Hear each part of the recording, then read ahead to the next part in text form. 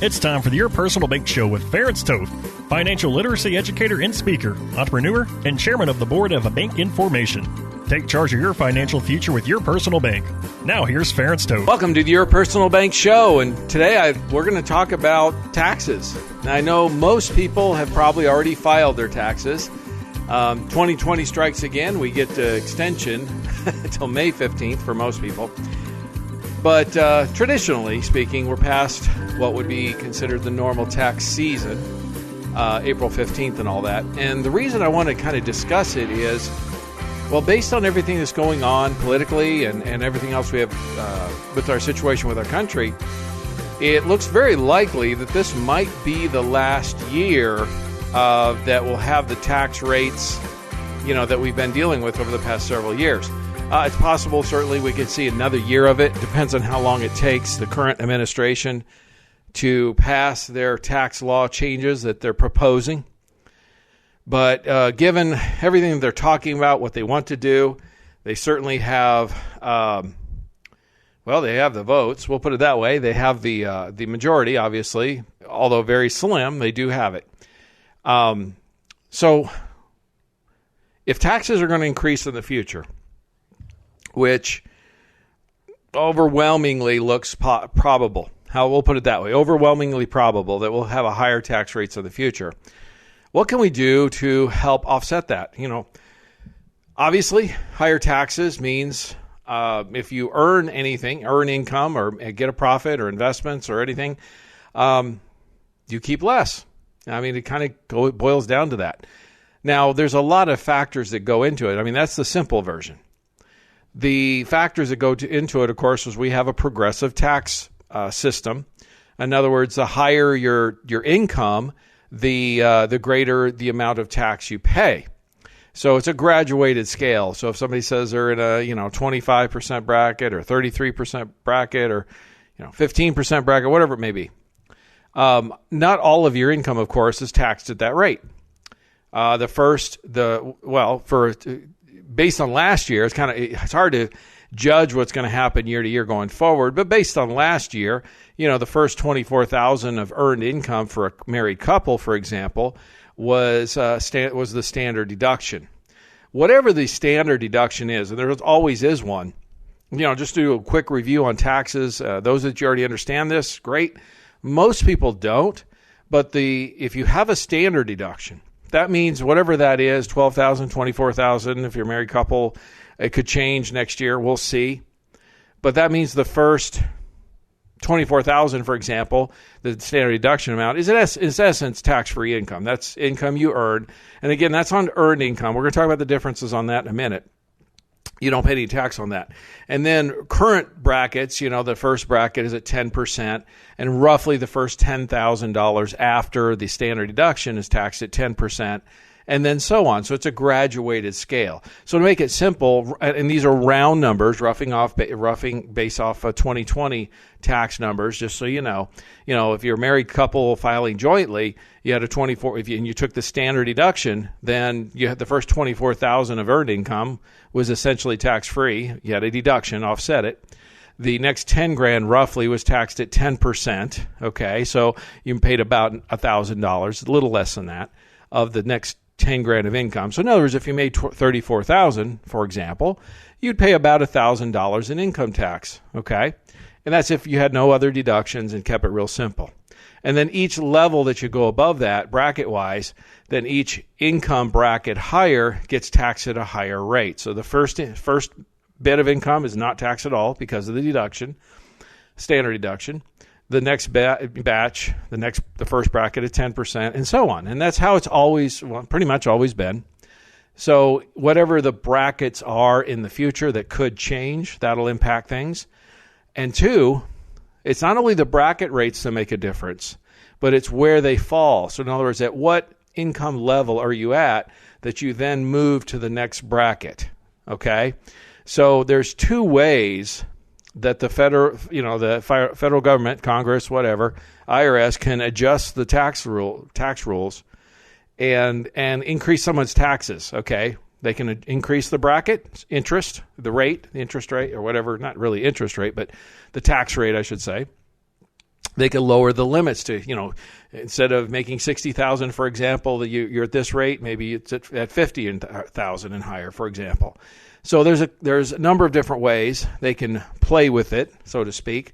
And of course, the other way is deductions. There's all kinds of deductions out there, like the child credits and mortgage interest deductions and all kinds of different things that most people get. Now, on that note, here's another little side note that I found surprisingly few people have realized, but since the 2018 tax law change, which was done with the Trump administration, by increasing the standard deduction to $12,000 for singles and $24,000 for married couples, about 95%, that's what the IRS states, take the standard deduction of tax filers. What does that mean? Well, there's the standard deduction, and then there's itemized deductions.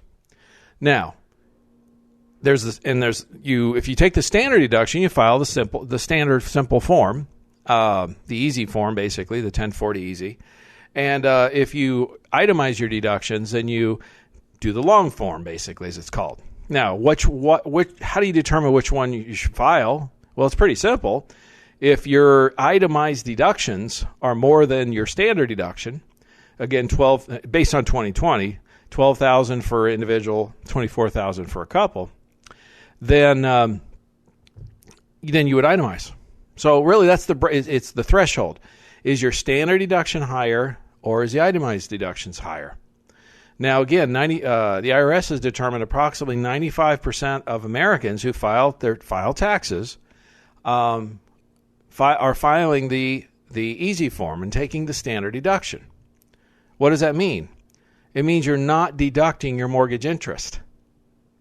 You only get to deduct your mortgage interest, and this is, again, something most people I've run into are not aware of. You only get to deduct your mortgage interest if you itemize your deductions. And you're only going to itemize if your itemized deductions total are more than what the standard deduction is. See, if we go back in time a bit, there was some discussion at that time, I don't know if you remember, about there was some talk about eliminating the mortgage deduction. It got close to happening, actually, but it was rather unpopular because it's been a very popular deduction for quite a long time, and it's probably the primary deduction the average American gets. Probably the biggest one, frankly. One of the biggest, certainly. So instead of eliminating the deduction, they just increased the standard deduction, which in effect kind of almost eliminated it. In other words, the other limit was if you have over $1 million mortgage, and again, I'm not a CPA or tax person, so don't quote me on some of these things. I'm giving you rough estimates. If you want the details, by all means, contact a tax advisor. But this is the general stuff, obviously.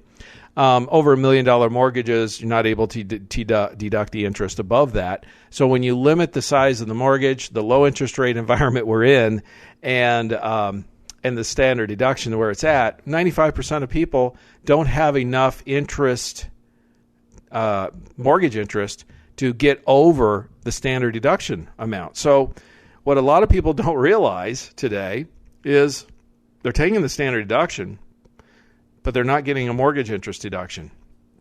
Now, they're probably getting actually a better, overall, many times, same or is similar or even maybe better, more deduction than they were getting with the mortgage interest deduction.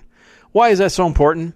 Well, I still hear it today from a lot of folks. They'll say, well, I want to buy a house, or I want to buy a bigger house, or this or that, because I want to get that mortgage interest deduction. And I have to ask them a question. Well, do you file the short form or the long form? Do you itemize your deductions, or you take the standard? And most of the time, like I said, 95% of the time, according to the IRS, folks are taking the standard. So I say, well, don't purchase a house or increase the size of mortgage or house because of the mortgage deduction, because you're not taking it. So something that's important to know, okay? I kind of got off track there a little bit, but my point I want to drive at is taxes are a constantly moving target. It's something that adjusts and changes quite frequently. And when Congress makes changes to the tax rules, of course, big changes occur. And, of course, the IRS makes thousands of changes, literally, on average, per year to the tax code. So it's one of those things that's it's hard to pinpoint all the time, particularly when you start looking forward multiple years. What's the taxes rates going to be? How are they going to impact me or you? You see what I'm saying?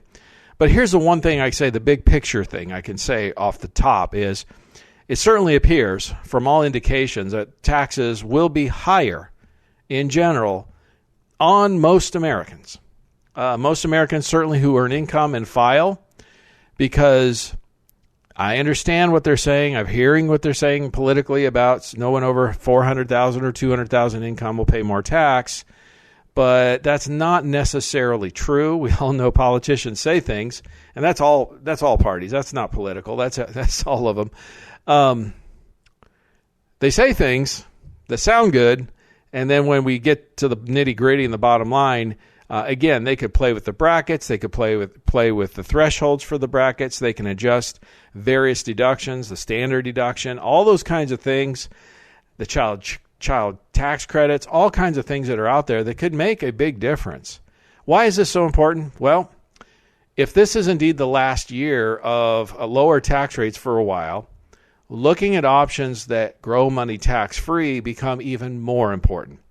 And this is the Your Personal Bank Show, and one of the biggest and most common reasons folks look into Your Personal Bank, simply put, is you can grow money tax-free, income tax-free. You can access it income tax-free, and you can pass it on to your heirs income tax-free. Now, of course, it has to be set up properly and all that, which of course we do, and we advise and recommend on how to do it. And frankly, it's quite easy, okay? But my point is, here's a bucket, here's a source of funds that are not subject to all this tax gyrations that we very likely are looking at here in the near future. And again, if there is an increase in taxes, that's going to impact how much you get to keep.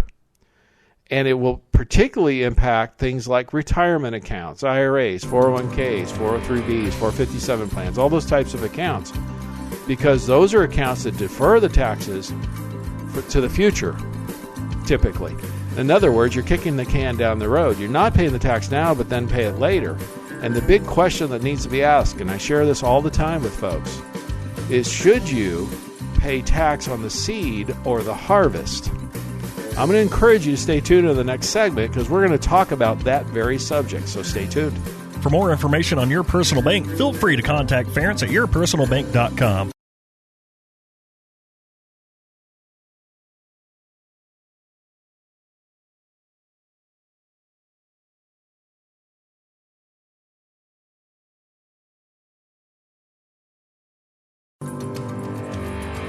Back to the Your Personal Bank Show with Ference Toth.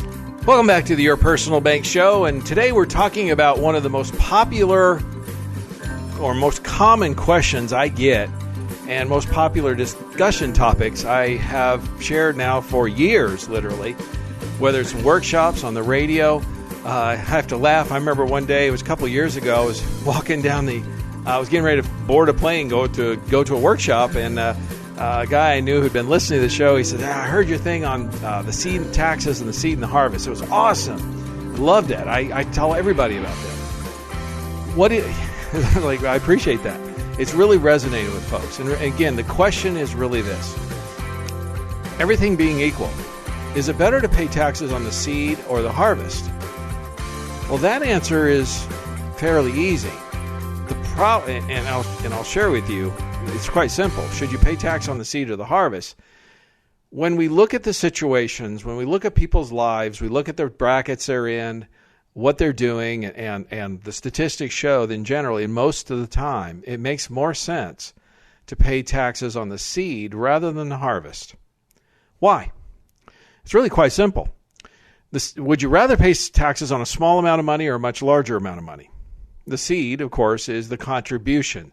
If you take a typical qualified plan, an IRA, 401k, for example, you're deferring the taxes now, and you're doing your contributions now without paying any tax.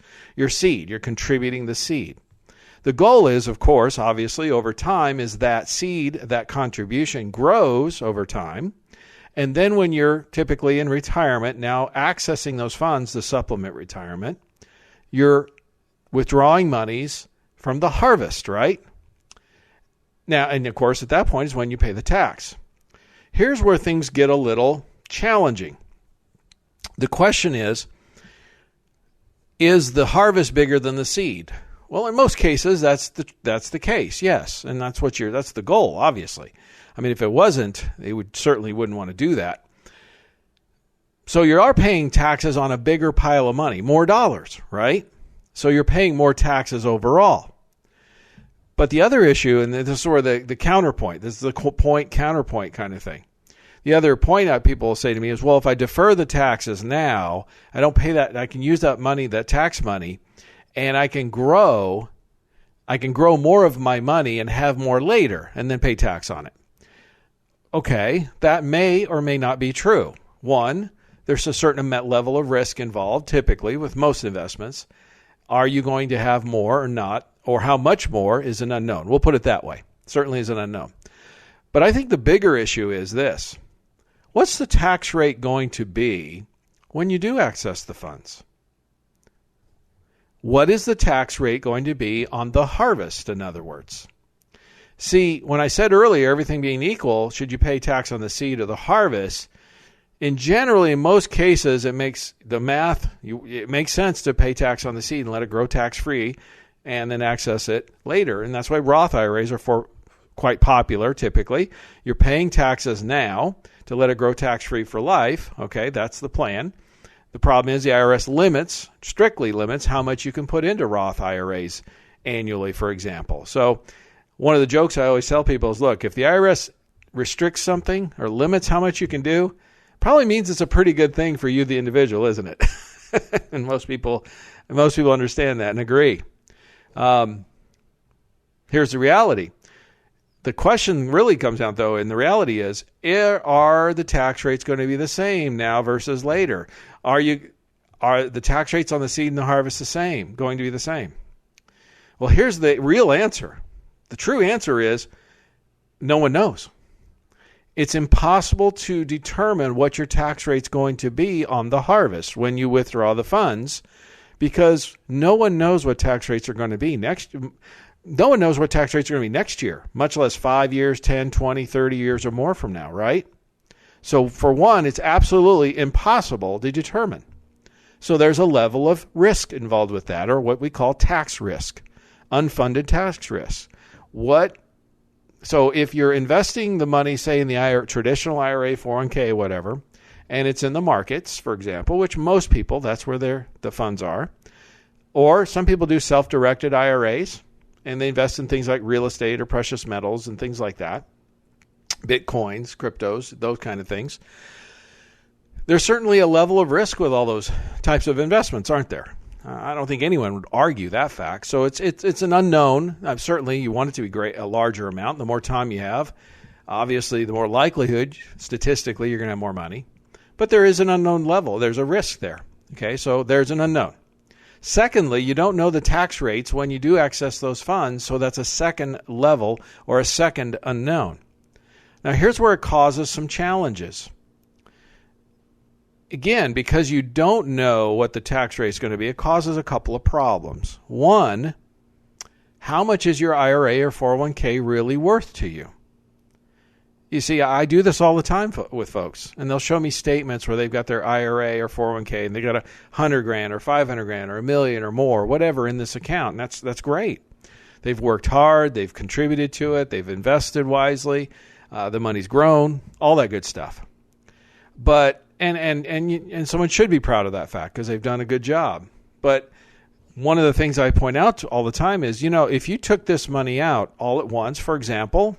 By the way, if you in most cases today now, with stretch IRAs gone and everything else, unless that comes back in the new laws, which I seriously doubt, honestly, because our government needs money. Okay, they spend a lot and they want more, right? Let's be real. If you pass away, your heirs are going to there's going to be a lump sum tax hit. And, it can easily be a third. If it's a sizable, any kind of sizable account, IRA, 401k, can easily looking at a third or more of that money gone. That's just federal, not including state tax. So if that's the case, if you have $1 million IRA, for example, it's really worth to your heirs when you're gone, not $1 million, but something like probably $600,000-700,000, give or take, maybe less, right? If you take it out over time, what's the tax on that? Well, certainly there's taxes there, and that depends on your income and your brackets and all those kinds of things. But if tax rates go higher in the future, then obviously the amount you get to keep is less, isn't it? And again, it's an unknown. And even a small incremental change in the tax rates or brackets can make massive differences on the amount that's actually yours to keep or yours to use and live on, okay? So that is a second issue with the seed or the harvest in terms of what's the tax rate going to be down the road? And we just don't know, do we? So my point is simple. If you want to take that unknown tax risk off the table, you want some money in a tax-free type of account, not subject to the income taxes. And again, that's where Your Personal Bank comes in. Contact me at yourpersonalbank.com for more information. I'm not saying necessarily all of your money should be tax-free, but what I am saying is to have a portion of it there at least just makes an awful lot of sense. Because if you have a bucket of money that's not subject to taxes, and of course you have a bucket that is, well, do you have options when it comes time to taking the money out in terms of how much you take from each bucket, therefore affecting how much in tax you actually pay? In fact, we use that. It's called bracketology, is the term we use. And it's a very effective way of minimizing the taxes on your IRAs, 401ks, or whatnot, on the harvest in retirement, so you have more to keep and use and live on. Stay tuned in the next segment. We're going to talk about that further. For more information on Your Personal Bank, feel free to contact Ference at yourpersonalbank.com.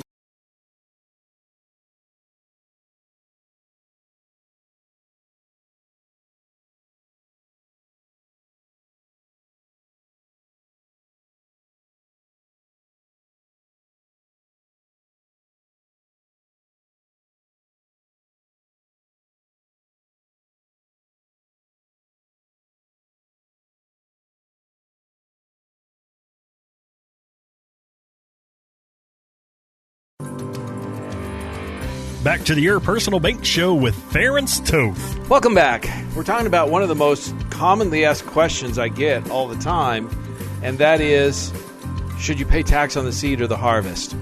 And the reason I get that question so often is, well, one of the major benefits of Your Personal Bank is you can grow your money income tax-free, access it income tax-free, and pass it on to your heirs income tax-free.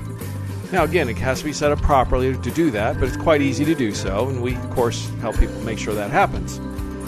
And I've been sharing this idea for years, literally, should you pay tax on the seed or the harvest? One of the main reasons I ask the question always is very few people I run into have actually asked or analyzed that question.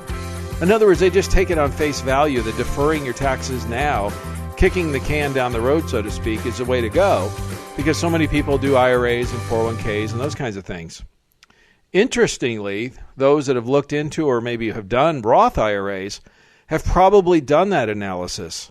In other words, well, I should say, not someone who contributes to a Roth IRA, but someone who does a Roth conversion has done that analysis. And what is that analysis? It's really what you're doing is you're looking at traditional IRAs and Roth IRAs work the opposite in terms of taxes. Your Personal Bank fits in with the Roth IRAs in terms of how they're handled tax-wise.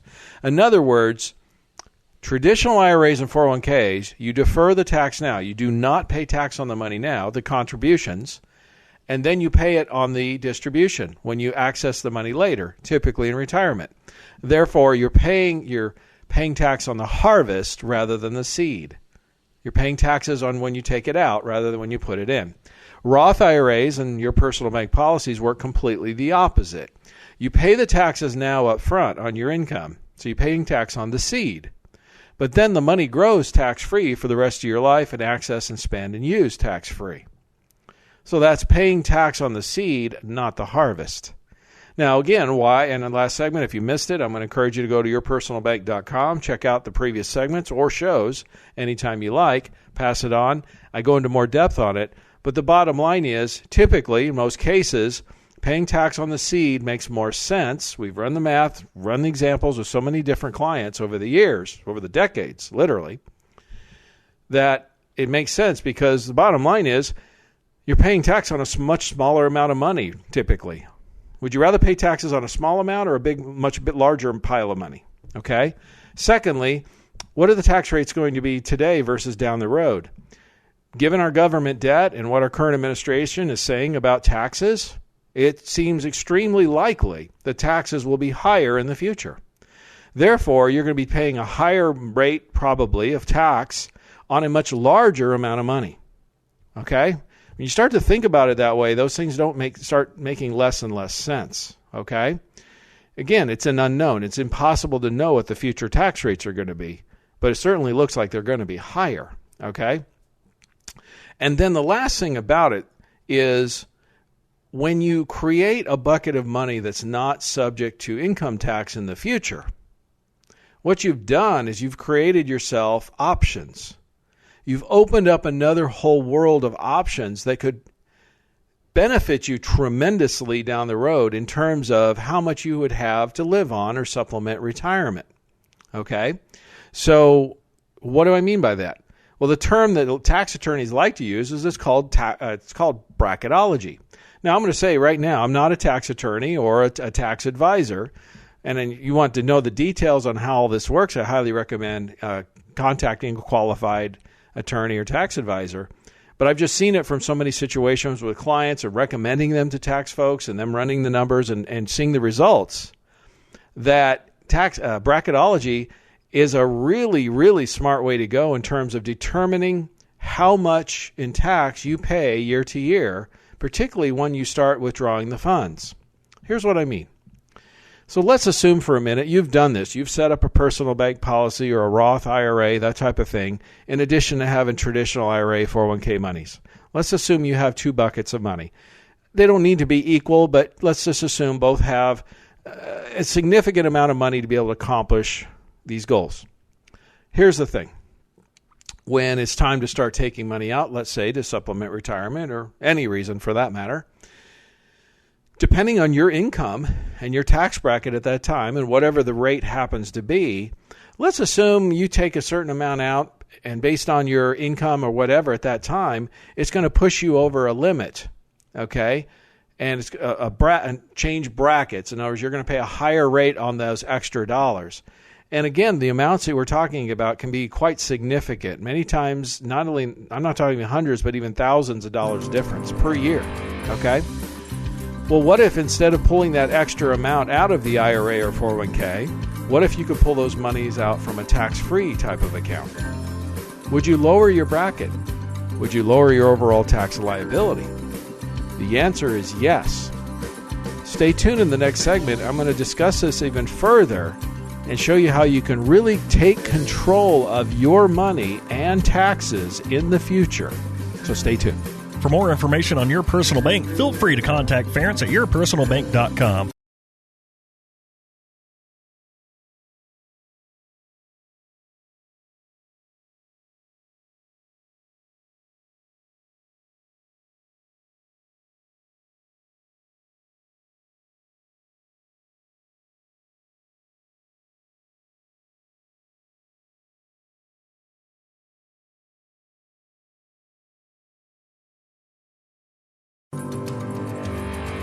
Back to the Your Personal Bank Show with Ference Toth. Welcome back. We're rounding this up today, and today our subject is really, should you pay tax on the seed or the harvest? We've been talking a lot about it. I know most people have probably pretty much wrapped up their taxes for the year, and I know some folks don't want to think about it. Hey, that's behind me, or soon to be behind you, and you just want to move on. But those who do a little bit of tax planning for next year, and the sooner you do that, actually, the more effective and more efficient you can do it. you can actually really reduce your taxes potentially next year and every year thereafter by implementing a few simple strategies. Again, most people just go along with life and just, fund their IRAs or 401ks or whatever because that's what they think they're supposed to do or that's what they're told to do, and never really think much about the future tax consequences. See, part of the problem with deferring your tax is, well, you're kicking the can down the road, aren't you? And, our federal government's famous for that. And, financially, that can cause a lot of problems for an individual. We don't have the ability to print money our way or raise taxes to get our way out of it, do we? The thing is, we have to be a little bit more financially responsible. That's a good word. The bottom line is, a little bit of planning ahead can go a long way. What is it? An ounce of prevention is better than a pound of cure. I can't tell you, and that's why I'm sharing this, because, we're just wrapping up tax season. It got extended this year, but I can't tell you how many times over the years, literally over the decades, that I've worked with folks, and now they're nearing or into retirement, and they're starting to access monies or looking to access monies from their IRAs or 401ks. And unfortunately for them, they poured most, if not all, of their resources for retirement into their traditional IRA or 401k. The problem that causes is, we call in our industry, it's called a ticking tax time bomb. Okay? In other words, by deferring the taxes to later, sounds great now. Sounds great on the short run. But down the road, now you end up paying sometimes huge amount of taxes. And folks end up with a lot less money to live on than they originally anticipated. The second issue about that, of course, is by deferring the tax to the future is, well, the reality is you have no idea what the tax rate's going to be in the future, do you? It's impossible to determine that. And given our current political situation and the amount of money the federal government has spent, the Biden administration is openly discussing raising taxes. So it sure seems highly likely the taxes are going to be higher in the future, aren't they? So if you deferred them now at, frankly, what's a historically low rate, folks, forget the politics. The math is simple. We're in one of the lowest income tax environments in history. What if you were to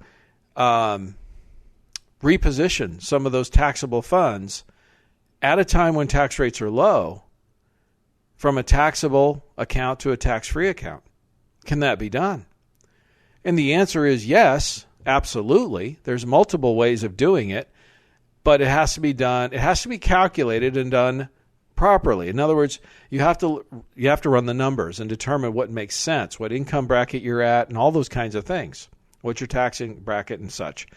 Roth Conversions, for example, are a very popular option where people determine that continuing their IRA, their traditional IRA or 401k, is less advantageous than converting to a Roth, which means they pay the tax now and let it grow tax-free for the rest of their life.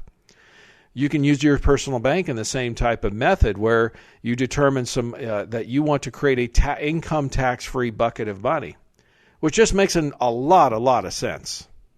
And the reason's quite simple.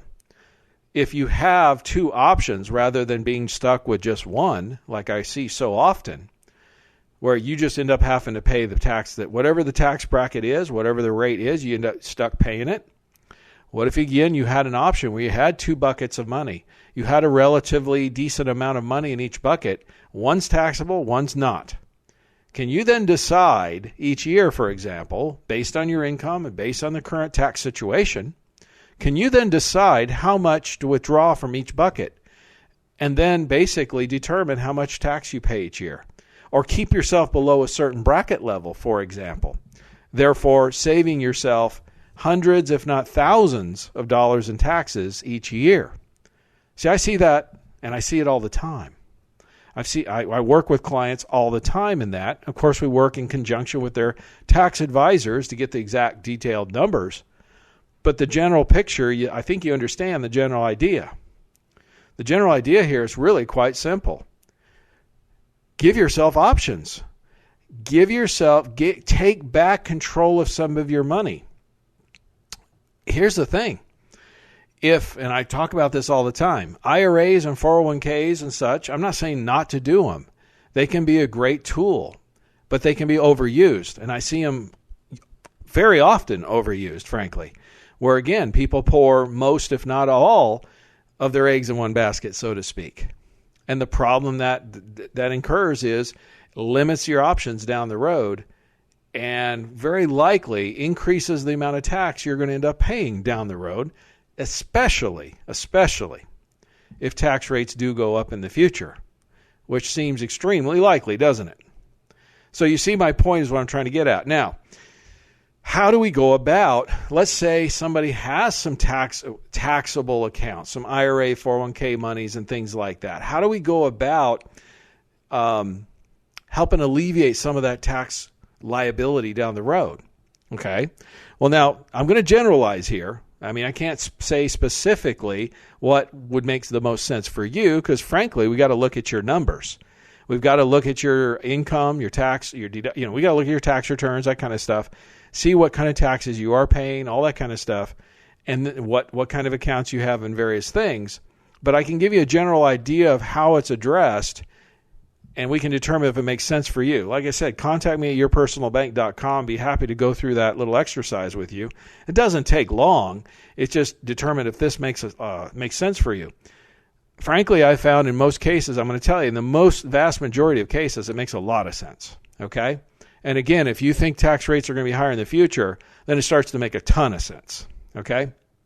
So, first of all, if somebody's currently contributing to an IRA or a 401k, and I run into this quite often, one of the things, of course, if you get a 401k and you company match, you typically want to take the company match because, as I point out to folks, that's free money. I mean, it is, but it isn't. I mean, it's kind of a misnomer. It's extra money. It's actually extra compensation to you. So let's say, for example, you contributed, $5,000 a year into your IRA. Okay, and the company's matching that, so they're contributing $5,000 a year. So $10,000 a year is going into your IRA, or I should say your 401k. Okay, that $5,000 the company put in for you, that's part of it's not really free money. It's actually compensation. Now, I know a lot of you won't have this option, but some of you will, particularly with smaller companies. Do you have to take the extra $5,000 a year, that match? Do you have to take it in the form of a 401k match?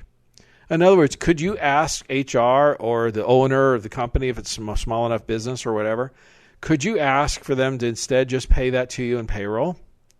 Would that be an option for some people? And well, the answer is yes, of course it is. Would the company really care? Frankly, from a financial standpoint, it shouldn't. If the company gives you $5,000 a year in compensation, either in pay or in a 401k, they get the same deduction. So it's not really financially, should not make any difference really to speak of for the company. Now, they may be, they have policies in place, or it's just too complicated to address, and they don't want to deal with it. But my point is, financially shouldn't frankly make any difference to the company, and particularly smaller, closely held companies. This can be done. Now, why would you want to take the extra compensation and pay now rather than, say, adding it to doing a company match in your 401k? I mean, wouldn't you pay the tax on that extra income now? The answer is yes, of course you would. But then what if you took that money and then funded it into a tax-free account like your personal bank and let it grow tax-free for the rest of your life? Would you have more money? The statistics show in most cases the answer is yes. And if tax rates are higher in the future, most definitely. You see my point. The second thing is, what if you're not contributing to one? Oh, by the way, if you're still contributing to one, what you're doing is, again, you're building a ticking tax time bomb, is what's called in our industry. So the point is, stop building the bomb. Look, if you're contributing to an IRA and it's just yours, or you're self-employed and there's no match or whatever, or there's a 401k without match, oftentimes it makes a lot of sense to stop the contributions and instead start funding a tax-free account like your personal bank. again, keep whatever you have, it's there. You have that bucket, let it grow, let it do its thing. You're going to pay tax on it down the road. That's understood. But at least you're creating a second bucket, a tax-free bucket now, which will then give you options down the road. A lot of people do that, and that makes a lot of sense. And the beauty is with your personal bank versus the Roth IRA, twofold, is you don't have the restrictions on how much you contribute, like you do with the Roth. For your personal bank, you don't. And secondly, the Roth IRA is created by Congress. Your personal bank is not. It's a private contract. So Congress can make changes to the Roth IRA anytime they want to. I mean, they created it, right? They make changes to the tax code all the time. So they could easily change the rules or make it become taxable again. I mean, I'm not saying they're going to do that, but there's nothing stopping them either. So you fall under the government system again. What I'm trying to help you do is if you're contributing into the qualified plan system, the IRA, 401k, Roth system, that's the government system. Now, if you trust our federal government to take care of you and not cause negative changes to your money, to your retirement, you trust that they're not going to mess with you, fine, keep doing that. But if you lack confidence that the government is going to do the best, what's in your best interest, I'll put it that way, then you might want to start peeling some money away or peeling some away from that, or redirecting, I should say, to a private source, something you control that's a contract, rather than being part of the government retirement system, as I call it, or the government qualified plan system. The Congress created it, folks. Congress controls it, can change it, and they do all the time. So again, sometimes it's about taxes, yes, and eliminating future tax liabilities or reducing that, but it's also about gaining control back of your money, or at least some of it, and giving yourself options so that down the road, irregardless of what the tax scenario is, you have options of which bucket to pull from. And you can determine or reduce the overall tax liability year to year and save hundreds, if not thousands of dollars every year. That's what it's really about, okay? So now, if you already, point, what if you have an IRA, 401k, whatever, traditional one, you're not contributing anymore, can you reduce your future tax liability? And the answer is yes, it depends. Again, we'd have to look at your situation, but in essence, we would be looking at something that would be similar to a Roth conversion in terms of, does it make sense to keep it where it's at and have to pay taxes as you take it out?